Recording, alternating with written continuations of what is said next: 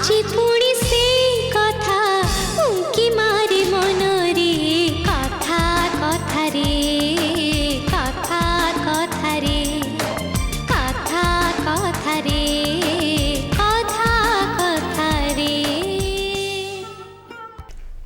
ପ୍ରାଣୀଙ୍କର ତ ଦୁଃଖ ପ୍ରମିତ ଦେଖୁ ଦେଖୁ କେବା ସହୁ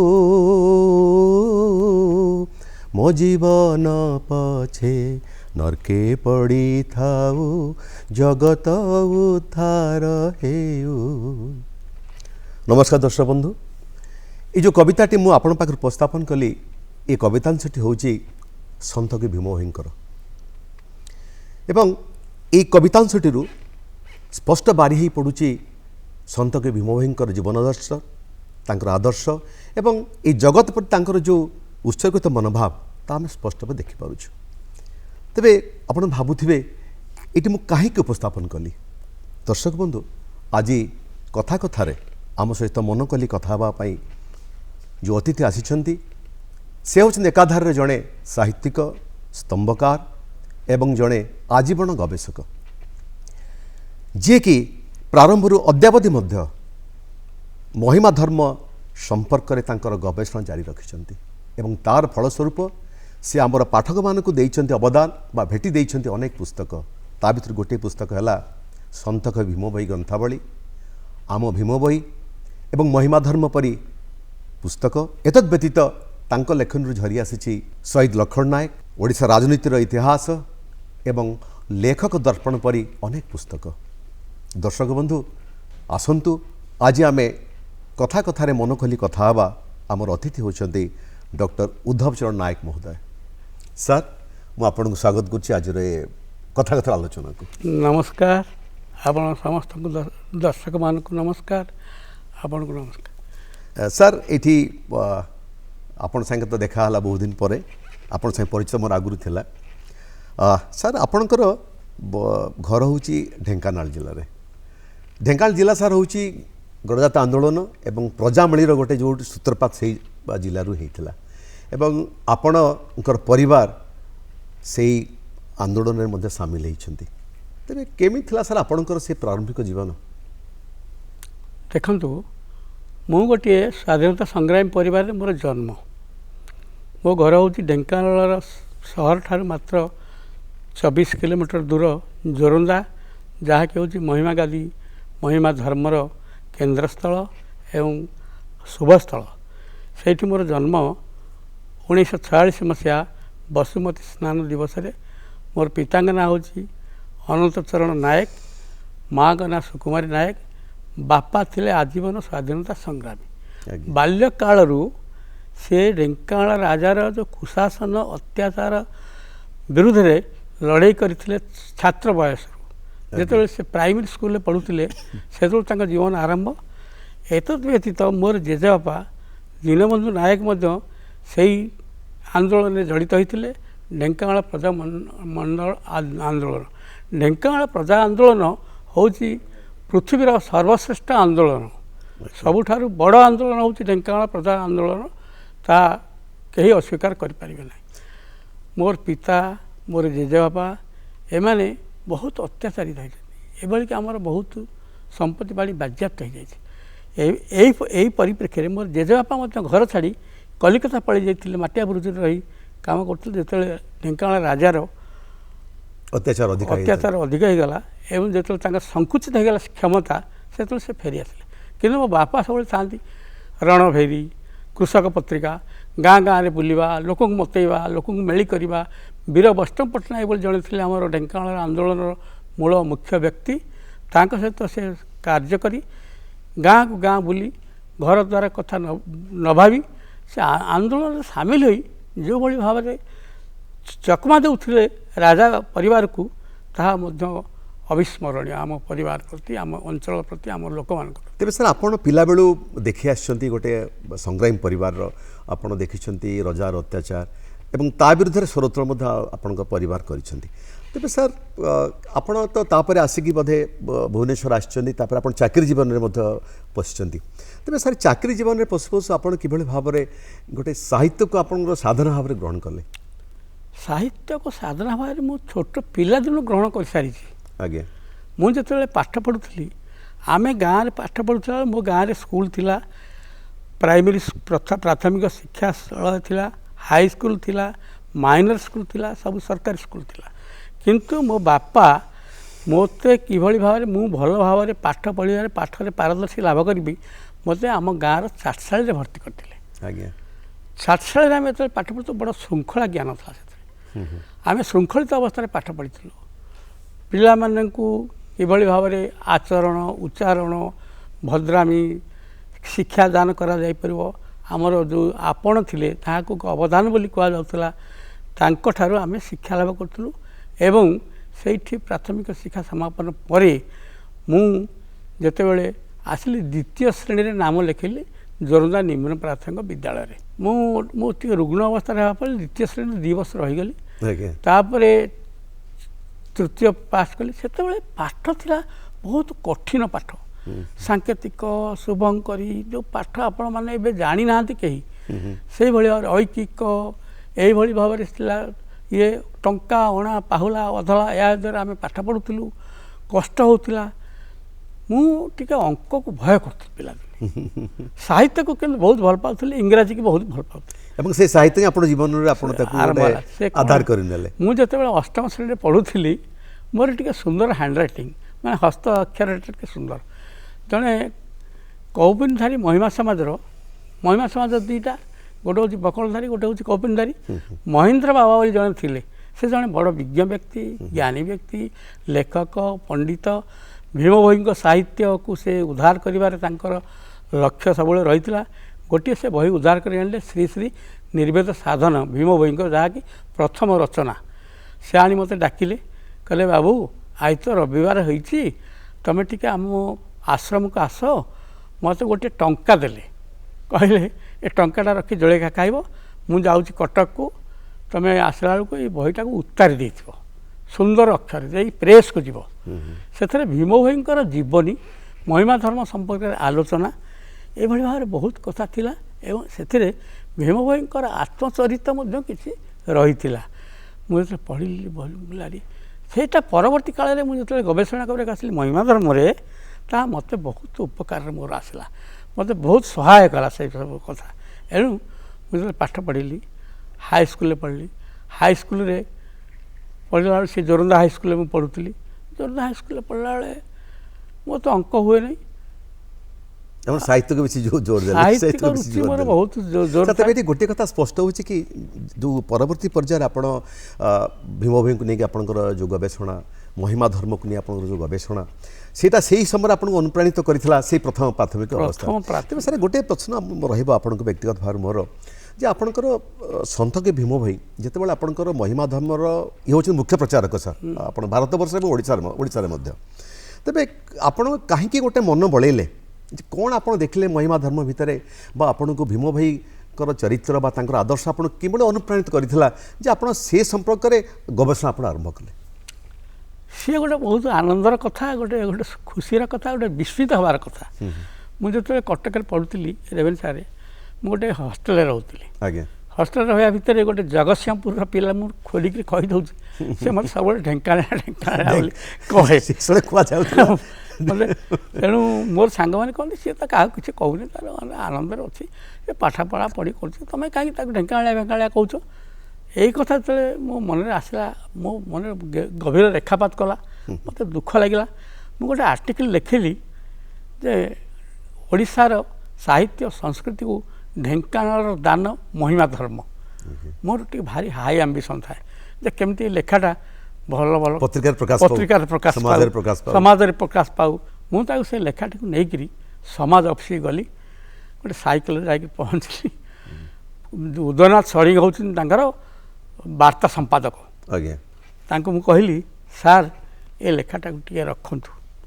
ଏଇଟା କ'ଣ ଏଇଟା ଲେଖା ସେ ମୋତେ ପିଲାଟା ଦେଖିକିରି କହିଲେ ଏଇଟା କ'ଣ ଲେଖା ମୁଁ କହିଲି ସାର୍ ଗାଁକୁ ଯାଇଥିଲି ତ ଜଣେ ଲୋକ ମୋତେ ଏଇଟା ଦେଇଥିଲେ କହିଲେ ଟିକେ ସମାଜରେ ଦେଇଦେବ ମୁଁ ଗାଁରେ ଲୁଚେଇଲି ମୋ ନାଁକୁ ମୋ ନାଁ ତାଙ୍କୁ କହିଲି ହଉ ଏଇଟା ରହିଲା ମୋତେ ଏମିତି କହିକିରି ଚାଲି ଆସିଲି। ଏମିତି କ'ଣ ହେଇଛି ହଠାତ୍ ଜୋରନ୍ଦା ମହିମା ମାଘ ମେଳା ଦିନ ସେଇଟା ପୁରାପୁରି ସମ୍ପାଦକୀୟ ପୃଷ୍ଠାରେ କିଛି କେଉଁଠି କଟା ଛଟା ନ ହେଇକିରି ବାହାରି ଯାଇଛି। ସେଦିନ ସେଇ ଯେଉଁ ପିଲା ମୋତେ ଜଗତସିଂହପୁରର କହୁଥିଲା ସେତେବେଳେ ସନ୍ଧ୍ୟାବେଳକୁ ଖବରକାଗଜ ବାହାରି ପଡ଼ୁଥିଲା ସେ ମୋତେ କହିଲା ଆରେ ତୋର ଲେଖାଟା ବାହାରି ସମାଜରେ ଲେଖୁଛୁ ମୁଁ କହିଲି ହଁ। ସେଠୁ ମୋତେ ଭାରି ଖୁସି ଲାଗିଲା ବହୁତ ଖୁସି ଲାଗିଲା ସେଦିନ ମୋର ଆନନ୍ଦ କହିଲେ ନ ସରେ। ମୋର ଆନନ୍ଦ ଦିନ ହେଉଛି ତିନୋଟି ଦିନ ଆନନ୍ଦ ଦିନ ଇଏ ହେଉଛି ପ୍ରଥମ ଆନନ୍ଦ। ଆପଣ ଆମେ କହୁ ଯେ ମହିମା ଧର୍ମ ହେଉଛି ଗୋଟେ ଆମର ପ୍ରକୃତ ଭାରତୀୟ ଧର୍ମ ବା ଆମର ସଂସ୍କୃତି ଭିତରେ ରହିଛି ଧର୍ମଟିକୁ। ତେବେ ଆପଣଙ୍କର ସେଇ ଧର୍ମ ଭିତରେ ମହିମା ଧର୍ମରେ କ'ଣ ଥିଲା ଆପଣଙ୍କୁ ସେଇଟା ବେଶୀ ଭାବରେ ଆକୃଷ୍ଟ କରିଥିଲା? ମହିମା ଧର୍ମ ଏକ ଧର୍ମ ନୁହେଁ ଏହା ଏକ ଆଲୋଚନା ବା ବିଚାରଧାରା। କାହା ଉପରେ ବିଚାରଧାରା? ହିନ୍ଦୁ ଧର୍ମରେ ପ୍ରବେଶ କରିଥିବା ଅନ୍ଧବିଶ୍ୱାସ କୁସଂସ୍କାର ଜାତିଭେଦ ପ୍ରତିମା ପୂଜା ଛୋଟ ବଡ଼ ଏଇ ଯେଉଁ ତା ଭିତରେ ରହିଛି ତାକୁ ଉଡ଼େଇ ଦେବା ପାଇଁ ଏକେଶ୍ୱର ବ୍ରହ୍ମ ପରମ ବ୍ରହ୍ମକୁ ପୂଜା କରିବା ପାଇଁ ଉପାସନା କରିବା ପାଇଁ ସେ ତାର ହେଉଛି ଏ ଧର୍ମର ମୂଳ ମନ୍ତ୍ର। ମୁଁ ଯେତେବେଳେ ତାକୁ ପଢ଼ିଲି ମୋ ମନ ଭିତରେ ଗୋଟେ ଆସିଲା ଯେ ଇଏ ହେଉଛି ଖାଣ୍ଟି ଧର୍ମ ଇଏ ହେଉଛି ପ୍ରକୃତ ଧର୍ମ ଯାହାକି ସଂସ୍କାର ଆଣିଛି ହିନ୍ଦୁ ଧର୍ମ ଉପରେ ଯେଉଁ କୁସଂସ୍କାର ଅନ୍ଧବିଶ୍ୱାସ ଯାହା ସବୁ ଚାଲିଛି ତାକୁ ଜାତିଭେଦ ସବୁ ସେ ଉଡ଼େଇ ଦେବା ପାଇଁ ଚାହିଁଛନ୍ତି ସେଇଟା ମୋ ମନ ପ୍ରାଣକୁ ବହୁତ ସ୍ପର୍ଶ କଲା। ମୁଁ କହିଲି ଏ ଧର୍ମ ସମ୍ପର୍କରେ ମୁଁ ଟିକେ ପଢ଼ାପଢ଼ି କରିବା ଦରକାର। ସେଠୁ ଯାଏ କୌପୁନୀଧାରୀ ସମାଜରେ ଯେତେବେଳେ ଯାଏ ଛୁଟିରେ ତା ବହିପତ୍ର ଗୁଡ଼ା ପଢ଼େ ମୋତେ ବହୁତ ଖୁସି ଲାଗେ। ଏଇଭଳି ଭାବରେ ମୁଁ କହି ପ୍ରତିବର୍ଷ ମହିମା ଧର୍ମ ସମ୍ପର୍କରେ ମୁଁ ଗୋଟିଏ ପ୍ରବନ୍ଧ ସମାଜ ପ୍ରଜାତନ୍ତ୍ର ବା କଳିଙ୍ଗ କେଉଁଥିରେ ଗୋଟେ ପ୍ରକାଶ ମୋର ପାଇଥିବ। ଏଣୁ ମୋତେ ମୋର ସାଙ୍ଗମାନେ ସବୁ ତ ପାଠ ପଢ଼ା ହେଇଗଲାଣି ମୋ ସାଙ୍ଗମାନେ କହିଲେ ଆରେ ମହିମା ଧର୍ମ ଉପରେ ତ ଏପର୍ଯ୍ୟନ୍ତ ଉତ୍କଳ ବିଶ୍ୱବିଦ୍ୟାଳୟରୁ କେହି ଗବେଷଣା କରିନାହାନ୍ତି ତୁମେ କାହିଁ କରୁନା? ମୁଁ କହିଲି ମୁଁ କ'ଣ ଯାଇକି କେଉଁ ପ୍ରଫେସରକୁ କହିବି କିଏ ମୋତେ କହିବ ତୁ କ'ଣ ଗୋଟେ ଚାକିରି କରିଛୁ ସୂଚନା ତୁ କ'ଣ ଗବେଷଣା କରିବୁ? ମୁଁ ଆସି ପହଞ୍ଚିଲି କେଉଁଠି ଓଡ଼ିଶା ଆର୍କାଇଭ୍ସ ଅଭିଲେଖାଗାର ତାର ଯିଏ ହେଉଛନ୍ତି ଅଧ୍ୟକ୍ଷ ସିଏ ମୋତେ କହିଲେ ସିଏ ହେଉଛନ୍ତି ଆମର ଯେଉଁ ଆପଣ ଜାଣିଥିବେ ବୈଜୟନ୍ତ ପଣ୍ଡାଙ୍କର ତାଙ୍କର ପରିବାରର ଲୋକ ମହେଶ ପ୍ରସାଦ ଦାସ ଡକ୍ଟର ମହେଶ ପ୍ରସାଦ ଦାସ ସେ ତାଙ୍କର କକା ଥିଲେ ରେଭେନ୍ସା କଲେଜରେ ଘନଶ୍ୟାମ ଦାସ BA ଲଣ୍ଡନ ଇତିହାସ ପ୍ରଫେସର। କହିଲେ ତୁମେ ଡକ୍ଟର ନବୀନ କୁମାର ସାହୁଙ୍କ ପାଖକୁ ଯାଅ। ନବୀନ କୁମାର ସାହୁଙ୍କୁ ସେତେବେଳେ ଭାଇସ୍ ଚାନ୍ସେଲର ଥିଲେ ସମ୍ବଲପୁର ୟୁନିଭର୍ସିଟିର ତାଙ୍କୁ ସେତେବେଳର ମୁଖ୍ୟମନ୍ତ୍ରୀ ଜାନକୀ ବଲ୍ଲଭ ପଟ୍ଟନାୟକ ତାଙ୍କୁ ସେ ଯେତେବେଳେ ଅବସର ଗ୍ରହଣ କଲେ ତାଙ୍କୁ ଆଣିଲେ ଭାରି ଭୁବନେଶ୍ୱରକୁ କହିଲେ ତୁମେ ଓଡ଼ିଶା ଆର୍କିଓଲୋଜି ଉପରେ ତୁମେ ବର୍ତ୍ତମାନ ଆଡ଼ଭାଇଜର ରହିବ ସରକାରଙ୍କର ପ୍ରତ୍ନତତ୍ତ୍ୱ ବିଭାଗ ସମ୍ପର୍କରେ ତୁମେ ରହିବ ଉପଦେଶକ। ମୋତେ ତାଙ୍କ ପାଖକୁ ପଠାଇଦେଲେ ସମ୍ବଲପୁରିଆ ଲୋକ ସେମାନେ ପଶ୍ଚିମ ଓଡ଼ିଶାର ଲୋକ। ମୁଁ ଯେତେବେଳେ ତାଙ୍କ ପାଖରେ ପହଞ୍ଚିଲି ମୋତେ କହିଲେ ତୁମେ ମହିମା ଧର୍ମ ଉପରେ ଗବେଷଣା କରିବ? ମୁଁ କହିଲି ସାର୍ ହଁ କରିବି। ନା କ'ଣ ତୁମେ ଜାଣିଛ ମହିମା ଧର୍ମ ତୁମ ଘର କେଉଁଠି? ମୁଁ କହିଲି ଜୋରନ୍ଦା। କ'ଣ ତୁମେ ଜାଣିଛ ଭୀମ ଭୋଇ ଅନ୍ଧ ଥିଲେ? ମୁଁ କହିଲି ସାର୍ ନାହିଁ। ମହିମା ଧର୍ମ ପ୍ରତିଷ୍ଠାତା ଭୀମ ଭୋଇ? ମୁଁ କହିଲି ସାର୍ ନାହିଁ। ମହିମା ଧର୍ମ କ'ଣ ହିମାଳୟରୁ ବାହାରିଛି? ମୁଁ କହିଲି ନା। ତାହେଲେ ତୁମେ ହେଉଛ ଠିକ୍ ଫିଟେଷ୍ଟ କ୍ୟାଣ୍ଡିଡେଟ୍। ମୋତେ ନେଇଗଲେ କହିଲେ ଦୈତାରୀ ପଣ୍ଡା ବୋଲି ଜଣେ ରେଜିଷ୍ଟର ଅଛନ୍ତି କେଉଁଠି ଉତ୍କଳ ୟୁନିଭର୍ସିଟିରେ ତୁମେ ଗୋଟେ ଫର୍ମ ଆଣ ଫର୍ମ ଆଣିକି ଫର୍ମଟି କିଣିବ ଫର୍ମଟି କିଣି ମୋତେ ଫିଲ୍ଅପ୍ କରିବ ମୁଁ ଦସ୍ତଖତ କରିଦେବି ଗୋଟେ ସିନୋପସିସ୍ ତିଆରି କରିଦେବ କରି ଦେଇଦେବ। ମୁଁ ଗୋଟେ ଫର୍ମ କିଣିଲି ମୋ ପାଖରେ ଗୋଟେ ପିଲା କାମ କରୁଥିଲା ସେ ଚାକିରି ଛାଡ଼ି ଦେଇକିରି ସେ ଯାଇକି ଉତ୍କଳ ୟୁନିଭର୍ସିଟିରେ ନାଁ ଲେଖିଥିଲା MA ରେ। ମୁଁ କହିଲି ଆରେ ବାବୁ ମୋତେ ଗୋଟେ ଫର୍ମ ଆଣିଦେବ 14 ଟଙ୍କା 15 ପଇସା ସେତେବେଳେ ପଡ଼ୁଥିଲା ସେ ମୋତେ ଫର୍ମ ଏପର୍ଯ୍ୟନ୍ତ ତାକୁ ମୁଁ ପଇସା ଦେଇନି ସେ କୁଆଡ଼େ ପଡ଼ିଲାଣି। ଏଣୁ ଆଣିଦେଲି ସାର୍ଙ୍କୁ ଦେଲି। ଦୈତାରୀ ପଣ୍ଡା ଯେ ଥିଲେ ଡକ୍ଟର ଦୈତାରୀ ପଣ୍ଡା ଜଣେ ଏଜୁକେସନିଷ୍ଟ ସେ କହିଲେ ଆଜି ହେଲା ଗୁରୁବାର କାଲି ହେବ ଶୁକ୍ରବାର ପରଦିନ ଶନିବାର ସିଣ୍ଡିକେଟ୍ ଅଛି ଏଇଟା ମୁଁ ପକେଇକି ତୁମର ଆପ୍ରୁଭ୍ କରିଦେବି। ଏଣୁ ମୁଁ ଆପ୍ରୁଭ୍ କରିଦେଲେ ସାଙ୍ଗେ ସାଙ୍ଗେ 8-10 ଦିନ ଭିତରେ ମୁଁ ରେଜିଷ୍ଟ୍ରେସନ୍ ହେଇଗଲା। ମୁଁ କାମ କରିବା ଆରମ୍ଭ କଲି। କାମ କରିବା ଯେତେବେଳେ ଆରମ୍ଭ କଲି ମୋର ଦୁର୍ଭାଗ୍ୟକୁ ପ୍ରଫେସର ନବୀନ କୁମାର ସାହୁ ଦୁନିଆ ଛାଡ଼ି ଚାଲିଗଲେ। ଓହୋ ତା ଦେହାନ୍ତ ହେଇଗଲା। ତାଙ୍କର ଦେହାନ୍ତ ସେ ଆପଣଙ୍କର ଆକ୍ଚୁଆଲି ଗାଇଡ୍ ଥିଲେ? ମୋର ଗାଇଡ଼ ଥିଲେ, ମୋତେ ବହୁତ ଭଲ ପାଉଥିଲେ, ମୋର ସବୁ ଲେଖାପଢ଼ା ଦେଖି ଆହୁରି ଖୁସି ହେଉଥିଲେ, କହୁଥିଲେ ତୁମେ ପ୍ରକୃତିରେ କରିପାରିବ, ବଢ଼ିଆ ହେବ। କିନ୍ତୁ କ'ଣ ହେବ ମୋ ଦୁଃଖ କେହି ବୁଝିଲେନି। ତାପରେ ମୁଁ ସେଇ ଡକ୍ଟର ମହେଶ ପ୍ରସାଦ ଦାସଙ୍କ ପାଖକୁ ଗଲି। ମୁଁ ତାଙ୍କ ପାଖକୁ ସାର୍ ଏମିତି ହେଲା ନା ତୁମେ ତାକୁ ଓଡ଼ିଆକୁ ଡାଇଭର୍ଟ କରିଦିଅ ହିଷ୍ଟ୍ରିରୁ। ଆଚ୍ଛା ଓଡ଼ିଆକୁ ଯେତେବେଳେ କରିଦେଲି ପ୍ରଫେସର ଗୋପାଳ ଚନ୍ଦ୍ର ମିଶ୍ର ଟପିକ୍ ସେଇ ଧର୍ମ ହିଁ ରହିଲା। ମହିମା ଧର୍ମ ରହିଲା। ଆପଣ ଇତିହାସ ସାହିତ୍ୟକୁ ଦେଇ ଆସିଲେ? ଇତିହାସ ସାହିତ୍ୟ ଆଗ ଥିଲା ହିଷ୍ଟ୍ରି ଅଫ୍ ମହିମା ରିଲିଜିଅନ୍। ଆଚ୍ଛା ତାପରେ ଆସିଗଲା ମହିମା ଧର୍ମର ଇତିବୃତ୍ତ ଓ ସାହିତ୍ୟ। ଓଡ଼ିଆ ସାହିତ୍ୟ। ତାପରେ ଯେତେବେଳେ ଉତ୍କଳ ୟୁନିଭର୍ସିଟି ଗୋଟେ ଅବଜେକ୍ସନ୍ କଲେ ଏଇଟା ହେଉଛି ଇଣ୍ଟରଡିସିପ୍ଲିନାରୀ ସବଜେକ୍ଟ, ଦୁଇଟା ସବଜେକ୍ଟ ଏଥିରେ ରହୁଛି, ଇତିହାସ ରହୁଛି, ସାହିତ୍ୟ ରହୁଛି, ଏଥିରେ ଜଣେ ଐତିହାସିକ ଗାଇଡ଼ ରହିବା ଦରକାର।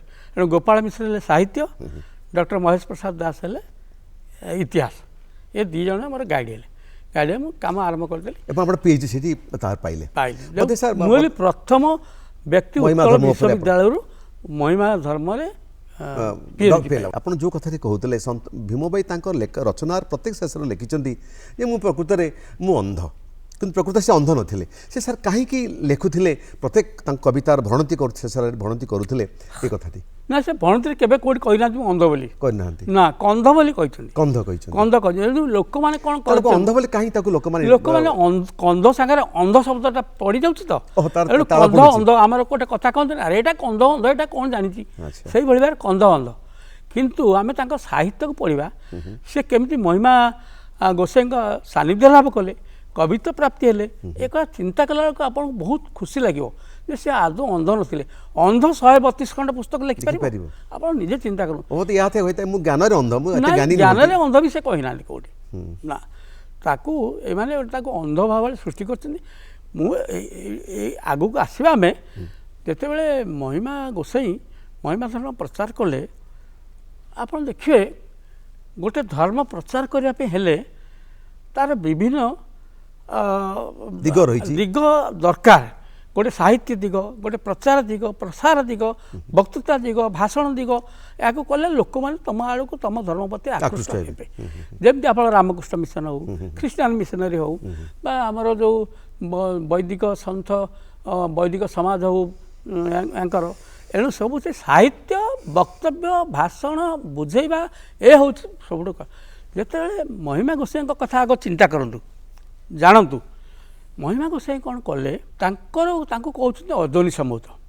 ଅଯୋନି ସମୂତ ମାନେ ତା ବାପା ମା କି ଜଣେ ସେ ସ୍ୱର୍ଗରୁ ଗଳି ଆସିଛନ୍ତି, ଭଗବାନ ହେଇକି ଆସିଛନ୍ତି। ଆପଣ ଏଇଟା ଗୋଟେ ମୋତେ କେମିତି ଅସମ୍ଭବ ଲାଗିଲା। କାରଣ ବୁଦ୍ଧ କପିଳବାସ୍ତୁରେ ଜନ୍ମ, ସୁଦୋଧନ ତାଙ୍କ ବାପା, ମାୟାଦେବୀ ତାଙ୍କ ମା, ଏସବୁ ସିଏ ହେଉଛି ବର୍ତ୍ତମାନ ପୃଥିବୀର ଗୋଟେ ଅନ୍ୟତମ ଶ୍ରେଷ୍ଠ ବୌଦ୍ଧ ଧର୍ମ, ମାନେ ଭିଏତନାମଠୁ ଆରମ୍ଭ କରି ଚାଇନା, ଜାପାନ ଠାରୁ ବିଭିନ୍ନ ଜାଗାରେ।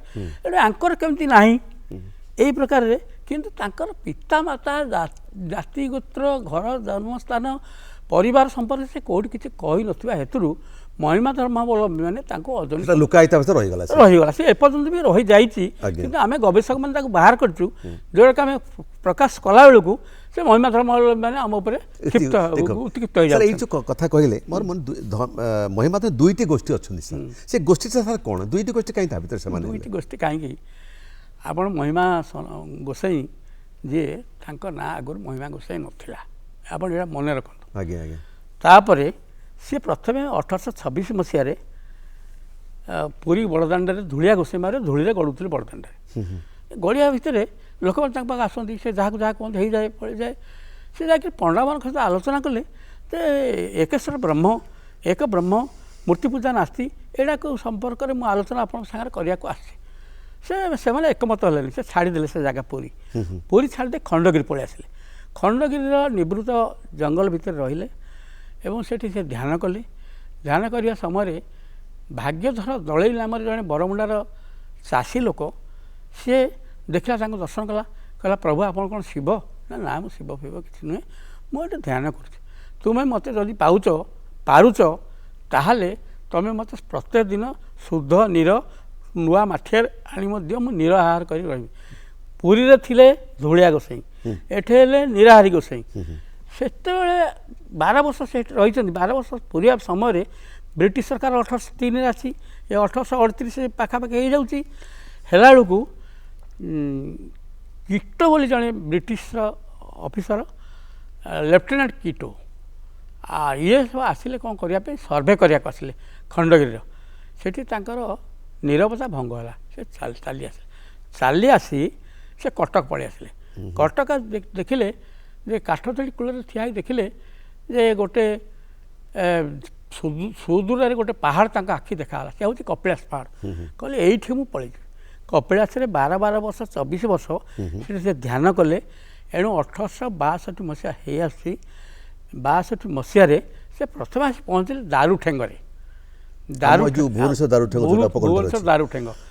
ଦାରୁଠେଙ୍ଗ, ଅନ୍ଧାରୁଆ, ଡମଣା, ପଟିଆ ଏସବୁ ଅଞ୍ଚଳ ତାଙ୍କର ହେଲା ପ୍ରଥମ କାର୍ଯ୍ୟକ୍ରମର ସ୍ଥାନ। ମହିମା ଧର୍ମ ପ୍ରଚାର। ସେ ମହିମା ଧର୍ମ ସେତେବେଳେ କହିନଥାନ୍ତି, ସେ କହୁଛନ୍ତି ଏକ ବ୍ରହ୍ମ ପୁରୁଷ, ଅନ୍ଧବିଶ୍ୱାସ କିଛି ନାହିଁ, କିଛି କରିବ ନାହିଁ ଏବଂ ଗୋଟିଏ ଜିନିଷ ସବୁବେଳେ ଲକ୍ଷ୍ୟ କରିଥିବ ଯେ ପ୍ରାଣୀଙ୍କ ଆରତ ଯେଉଁଟା ଦୁଃଖ ତାକୁ ବି କହିଲେ। ଏବଂ ସେ ବହୁତ କଥା କହିଲେ ଯାହାଫଳରେ କି ଗୋଟିଏ ବ୍ରହ୍ମକୁ ପୂଜା କରିବା ଦରକାର। ଏଣୁ ସେଠି କହିଲେ ଯେ ଲୋକମାନେ ତାଙ୍କୁ ଆକୃଷ୍ଟ ହେଉଛନ୍ତି, ପଳେଇ ଆସୁଛନ୍ତି ତାଙ୍କ ପାଖକୁ, ଶହ ଶହ ଲୋକ ପଳେଇ ଆସୁଛନ୍ତି ସେ ଅଞ୍ଚଳ ଭିତରେ। ସେଠି ସେ ଟୁଙ୍ଗି ତିଆରି କରୁଛନ୍ତି। ଟୁଙ୍ଗି ମାନେ ଆଶ୍ରମ। ଆଶ୍ରମ ମାନେ କ'ଣ?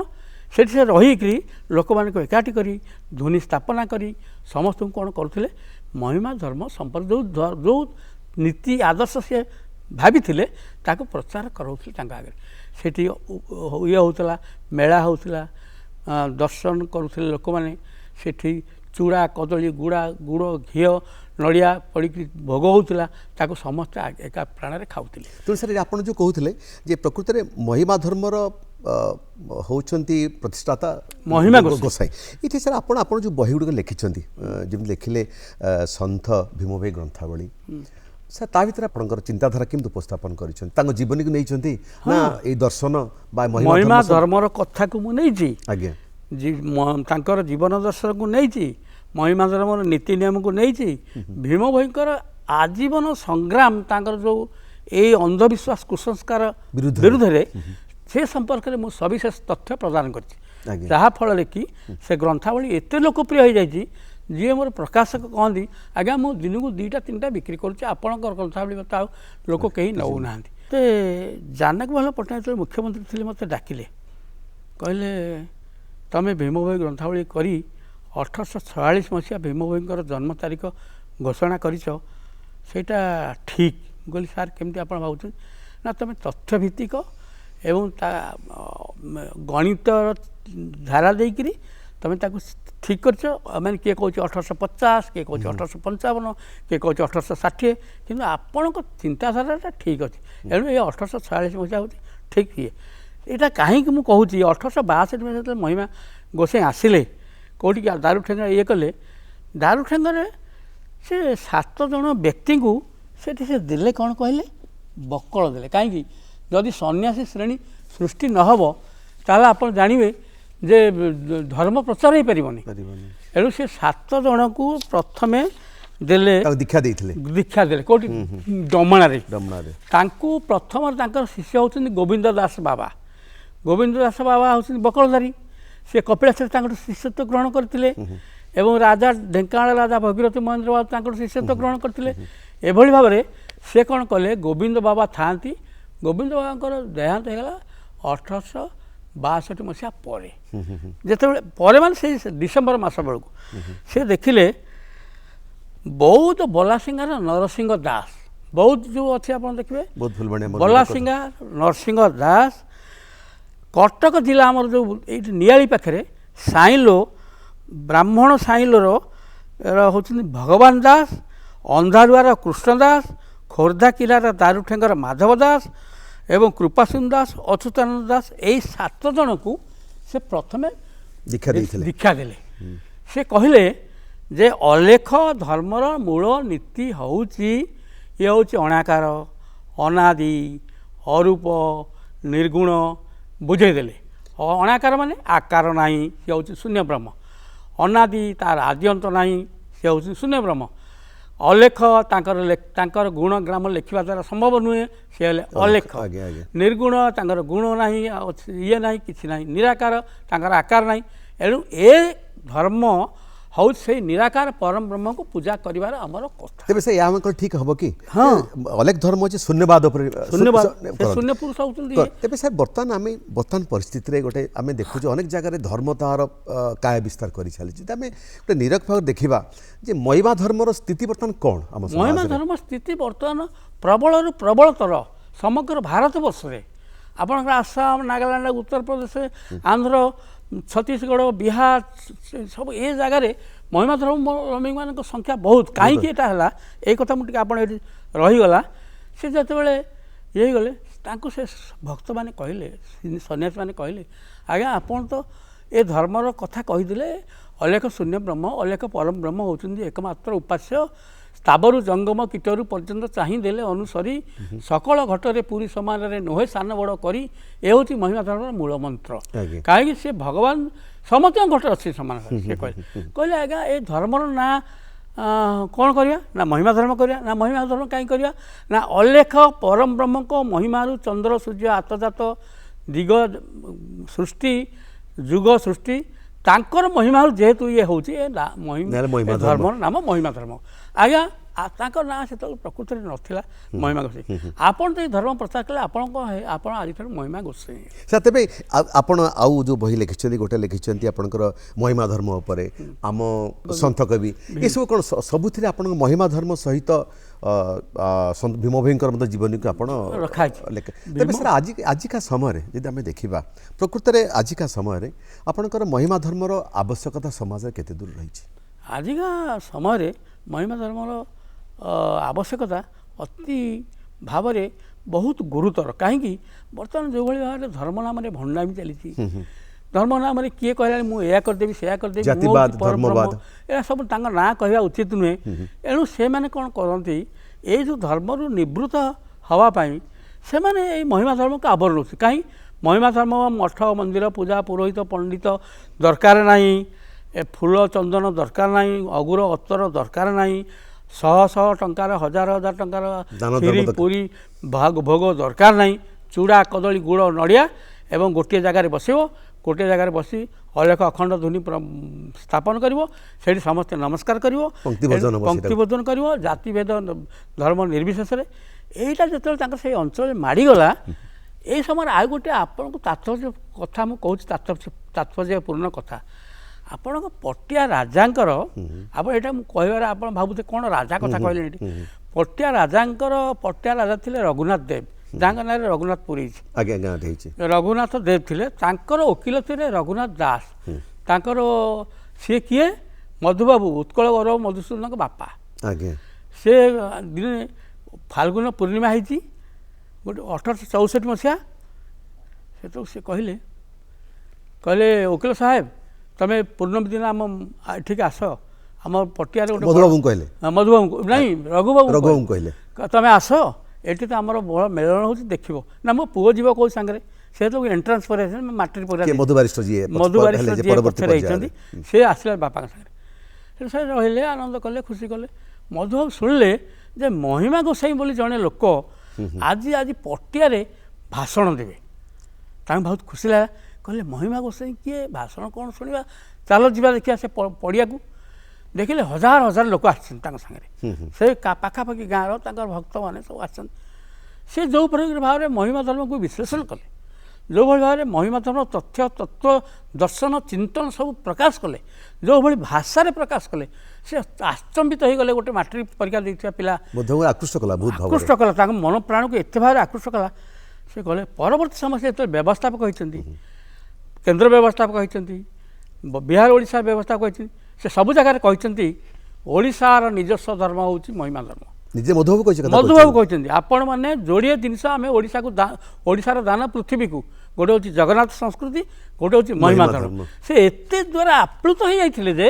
महिमा धर्म को तांकर जड़े ब्रजमोहन दास वकिल थे से कहते सब आमर बड़ वकिल मधुबाबू कहती महिमा धर्म व्यतीत आ धर्म ना संसार में गोटे धर्म गोटे शून्यवाद पर शून्यवाद पर तेणुक आप जो कथाटी कहले चमत्कार भाव कहले जे आम बर्तमान समय महिमा धर्मर आवश्यकता रही जो कथा कहले जो मधुबारिष्ठ निजे कहते जे पृथ्वी को ओडिशार दुईटी दान गोटे हूँ जगन्नाथ संस्कृति महिमा धर्म तेज सार आपको धन्यवाद देवी आपण समय बाहर कर आसिले कथा कथार आमको अनेक कथा कहले मन खोली कथा है विशेष भाव में महिमा धर्मर व्यापकता तार आवश्यकता बर्तमान समय आप कहले तेणु भावी दर्शक बंधु ताकू निहाती भाव में उपभोग करेंगे तेरे ये आम कार्यक्रम रखा कथा कथार धन्यवाद देवी डॉक्टर नायक को से मन खोली कथा कथबार्तार देखा परवर्ती पर्यायर एक भिन्न व्यक्तित्व नहीं ये कार्यक्रम रखा धन्यवाद नमस्कार।